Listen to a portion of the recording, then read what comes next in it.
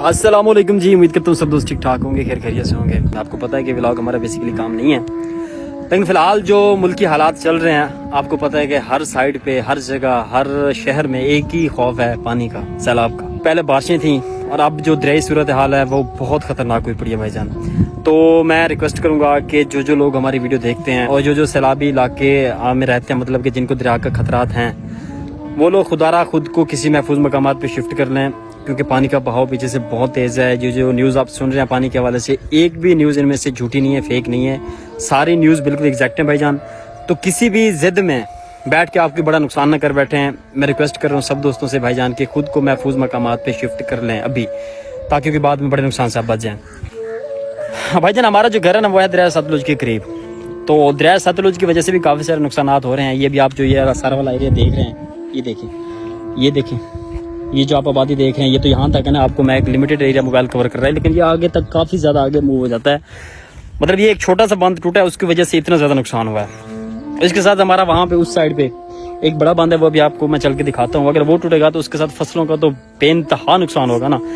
उसके साथ साथ हमारे घर भी अफेक्टेड होंगे। कई घर तो ऐसे हैं जो पानी के इस सैलाब की वजह से डूब भी जाएंगे।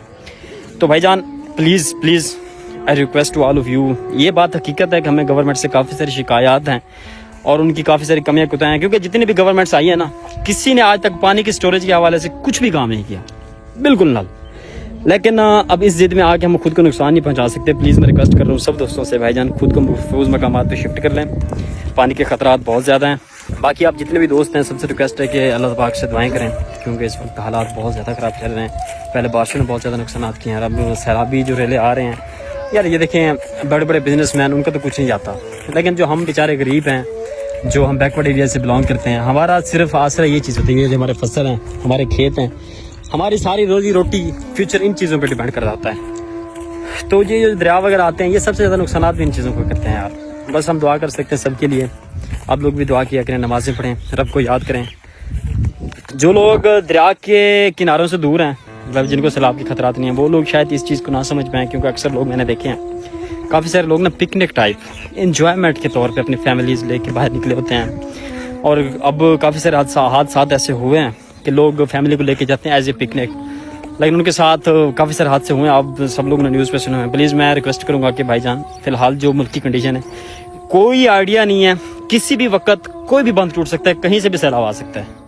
तो अपनी फैमिलीज़ को इन चीज़ों से दूर रखें और इसको भी फिलहाल पिकनिक के तौर पे ना लें। कुछ असल में मेरा यार व्लॉगिंग का ज़्यादा एक्सपीरियंस नहीं है, क्योंकि अगर हम इसमें एक स्टोरी बना के ना आपको ये सारी चीज़ें हम एक्सप्लेन नहीं कर सकते हैं, वो मुश्किल हो जाएगा बहुत ज़्यादा, आपको अंडरस्टैंड नहीं कर पाएंगे आप लोग। इसलिए मैंने सोचा कि आज एक मिनी व्लॉग के थ्रू आप सब लोगों को ये सारी कंडीशन दिखाता हूँ।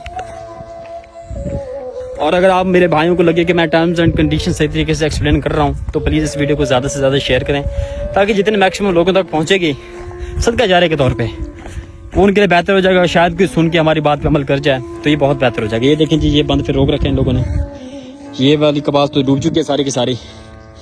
इधर से देखें, अगर आप मैं इसको जूम करूँ तो देखिएगा गाइस, ये देखें जी, यहाँ तक है दरिया।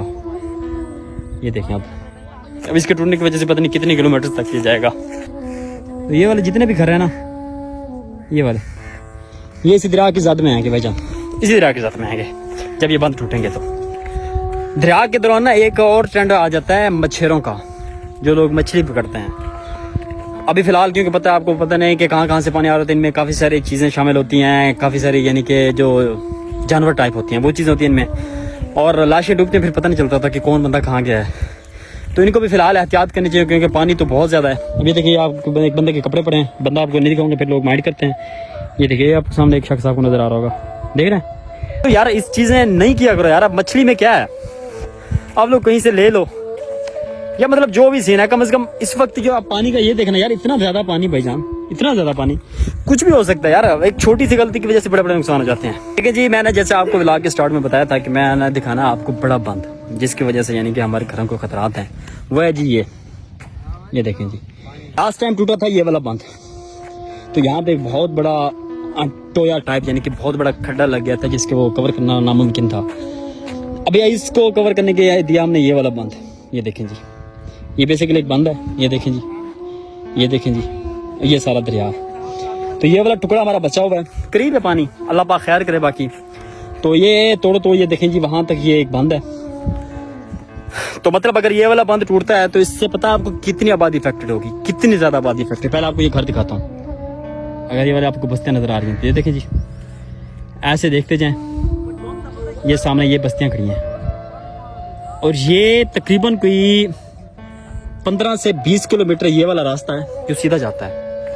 और इसमें कोई इतनी ज़्यादा आबादी है, आबादी, फसलें बहुत ज़्यादा, और हमारे घर ऊपर इसके पीछे हमारे घर हैं, इसके पीछे, तो हमारे घर भी काफ़ी ज़्यादा इफेक्टेड होंगे। सब दोस्तों से जो बंदा ये वीडियो देख रहा है, सबसे पहले तो आपने इसको शेयर करना है। दुआ की अपील बहुत ज़्यादा है भाईजान, दुआ करें कि अल्लाह ताला इस आफात से हमको बाहर निकाले।